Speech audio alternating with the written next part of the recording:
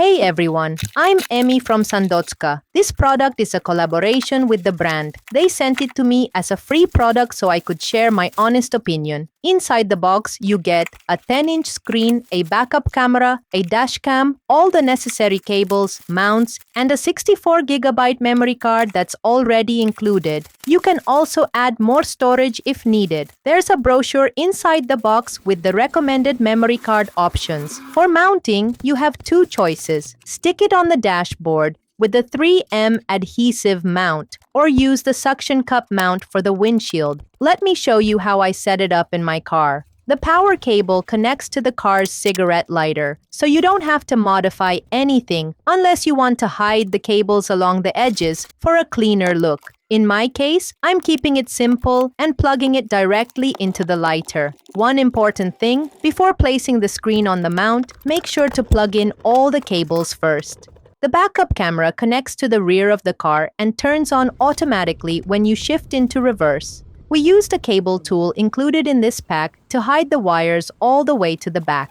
Honestly, this was the most complicated part of the installation. Now, let's check out the screen. It's really bright and sharp, with a 60Hz refresh rate and a 1600 by 600 resolution, so everything looks super smooth. It connects wirelessly to Apple CarPlay and Android Auto. No extra cables needed. I paired it with my Bluetooth in just a few seconds. Super easy. It also has voice control, so you can ask Siri or Google Assistant to make calls, play music, or open map without touching the screen. Now, let's check out the cameras.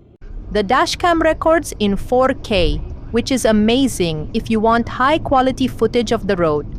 And in this test, the camera still has the protective film on. The backup camera is 1080p, and you can adjust the parking guidelines to fit your car. For audio, you've got three options. Bluetooth for a wireless connection, AUX if you prefer a direct plug-in, or FM transmission to sync with your car's speakers. Navigation works perfectly. Google Maps and Waze run with real-time GPS tracking, and the directions play through your car's speakers or the built-in speaker on the screen. The 64GB SD card lets you save all your videos, and you can easily transfer them to your computer or delete the ones you don't need. I also love having GPS in my car without using my phone. I used to keep my phone in the CD slot, which blocked the radio and was a hassle to adjust. Hope this info was helpful. See you in the next one.